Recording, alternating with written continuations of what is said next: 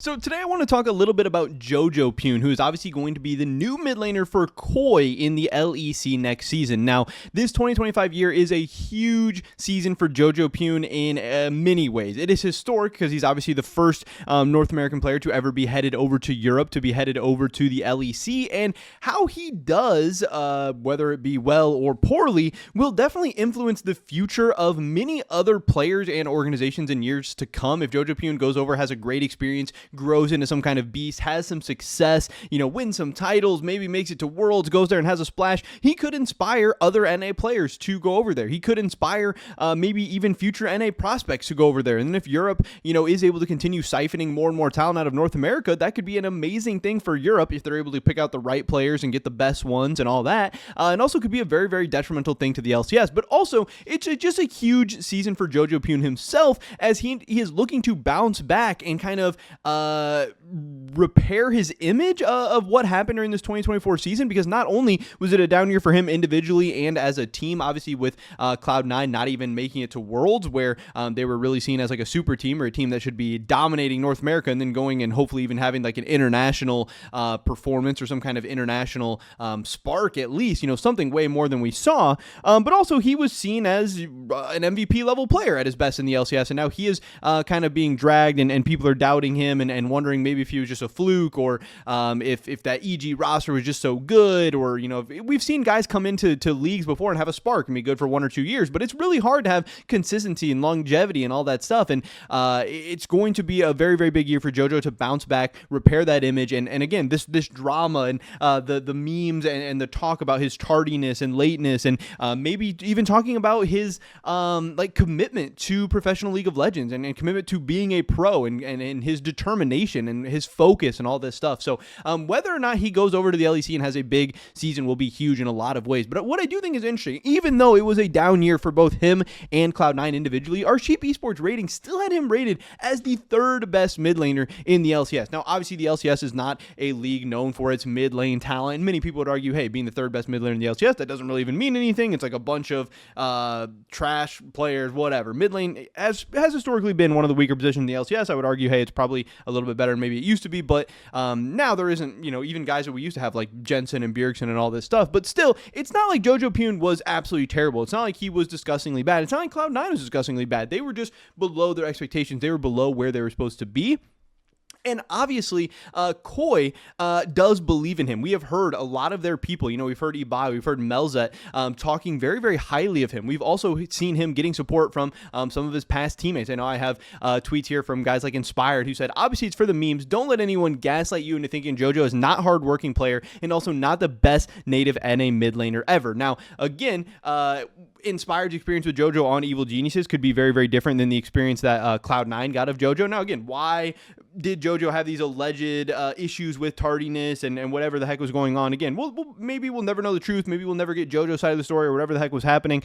But it is a very real possibility that this 2024 season was a big wake-up call, and he will come back refueled and refocused because he has to, because he knows, you can't just go around from org to org and flop and have these bad performances. You're going to be out of a job eventually. So if Jojopyun does come in remotivated, like he probably was when he was first bursting onto the scene in the LCS, and he was a guy who wanted to prove himself and get that big contract and get the LCS title and make it to Worlds and all that stuff, we could see a revitalized version of him. But again, Inspired is an amazing player, an amazing League of Legends mind, a highly respected player in the entire West by people from the LCS and LEC and fans alike, and he says Jojo's the best native mid laner ever, and he says Jojo's a hardworking player. Now again, saying he's the best native mid laner ever, that's not really that high of praise, so we don't have like an insane history of native NA talent, but again, this guy is good, he is legit. Inspired does believe in him. We also have Peter Dunn, chiming in on the situation as well, kind of backing up his guy, which maybe he rightfully has to do, but I do think he's also another very, very respected name and voice in both the LCS and LEC. He's had a ton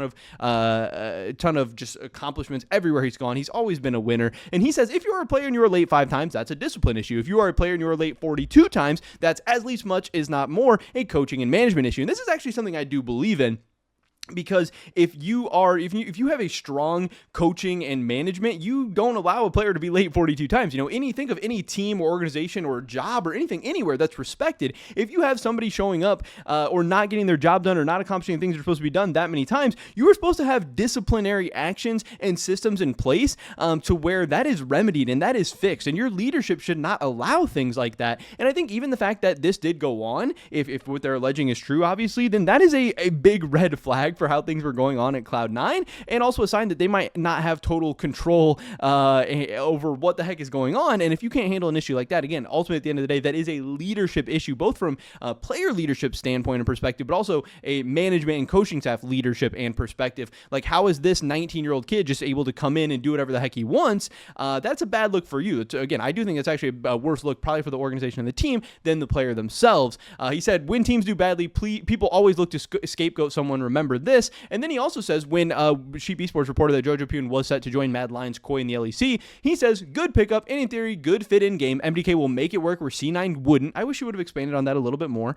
He also says, given the state of the ecosystem in NA, if it works, it might not be the last import we see. And again, we've already heard rumors of other NA players potentially going over. Obviously, Spica is kind of the next big name being thrown around, people linking up to Giant X and wanting to see him.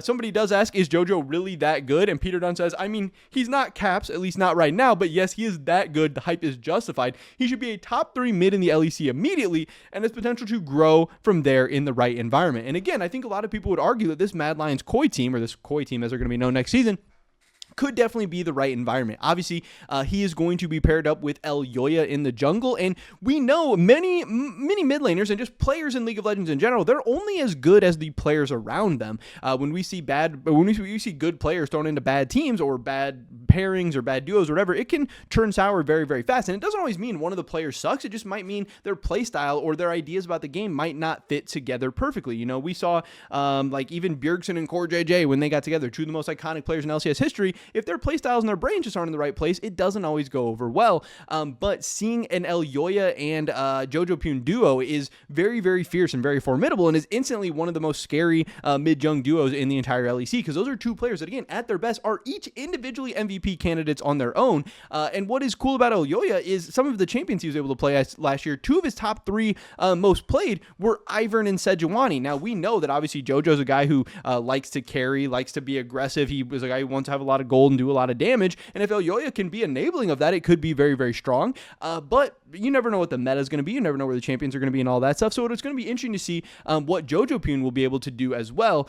Because again, some of his main picks, I believe we have this set up for the whole year. The Azir, the Corki, the Yone, stuff like Talia and Akali. A lot of fun, fast, aggressive champions. Obviously, Azir and Corki a little bit more scaling, stuff like that. But he does like to play the stuff like the Yone and the Akali, some of these melee big carry champions and stuff like that.